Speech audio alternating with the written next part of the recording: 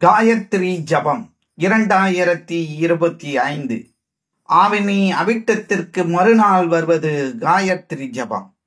அதன்படி இந்த ஆண்டு 2025 10/8/2025 ஞாயிற்றுக்கிழமை காயத்ரி ஜபம் கொண்டாடப்பட உள்ளது.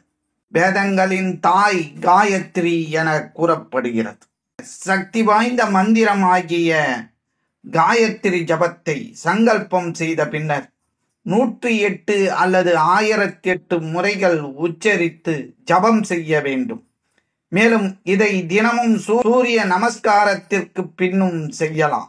காயத்ரி ஜபம் செய்கையில் மோதிர விரலின் 2வது கணு தொடங்கி கீழ் நோக்கி வந்து சுண்டு விரலின் முதல் கணு வரை மேல் நோக்கி சென்று ஆள்காட்டி விரலின் அடிக்கணு வரை வந்தால் 10 எண்ணிக்கை வரும். ஒவ்வொரு 10ஆக எண்ணி 108 1008 என செய்யலாம். முத்து பவளம் போன்ற மாலைகளை கைகளால் உருட்டியவாறும் எண்ணலாம். காயத்ரி மந்திரத்தில் சக்தி வாய்ந்த 10 பதங்கள் உள்ளன. அவை தத், சவீத், வரண்யம், பர்கோ, தேவஸ்ய தீமகி, தியோ யோ தா பிரசோதயாத் ஆகியவை ஆகும். காயத்ரி ஜபம் செய்வதன் மூலம் முகத்தில் அமைதி தவழும். எடுத்த காரியத்தை தடங்கலின்றி முடிக்க முடியும். நோய்கள் நம்மை அண்டாது. நினைத்தது நடக்கும். ஆவணி அவிட்டம் காயத்ரி ஜபமும் ஆண்களுக்குரிய பண்டிகைகள் என்றாலும் வீட்டு பெண்களும் இதில் ஈடுபாட்டுடன் அமர்க்கலமாக சக்தி விருந்து தயாரித்து சிறப்பாக கொண்டாடுவார்கள். காயத்ரி என்பதற்கு யாரெல்லாம் தன்னை கானம் பண்ணுகின்றார்களோ அவர்களை காப்பது என்பது அர்த்தம் என்கின்றார் காஞ்சி மகா பெரியவர்.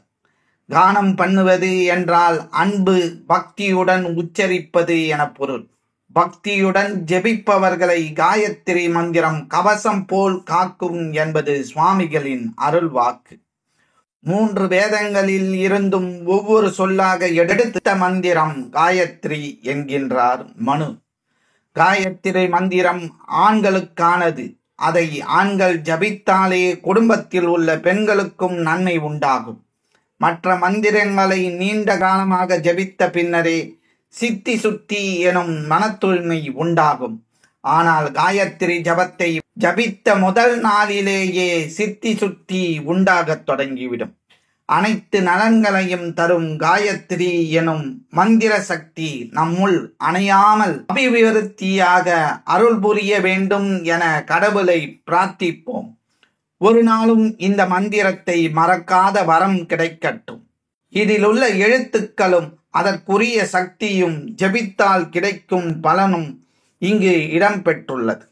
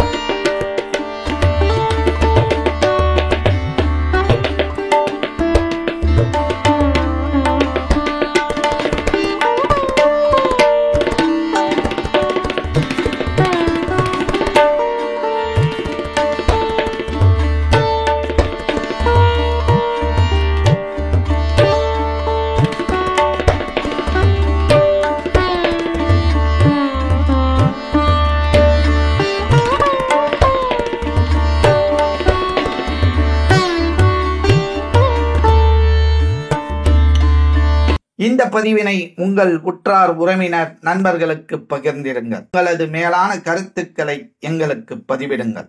மற்றும் ஒரு ஆன்மீக பதிவில் நாம் அனைவரும் சந்திக்கும் வரை உங்களிடமிருந்து நன்றியும் வணக்கத்தையும் கூறி விடைபெற்றுக் கொள்வது ஸ்ரீ ஞானவாசல் ஸ்ரீனிவாசன்.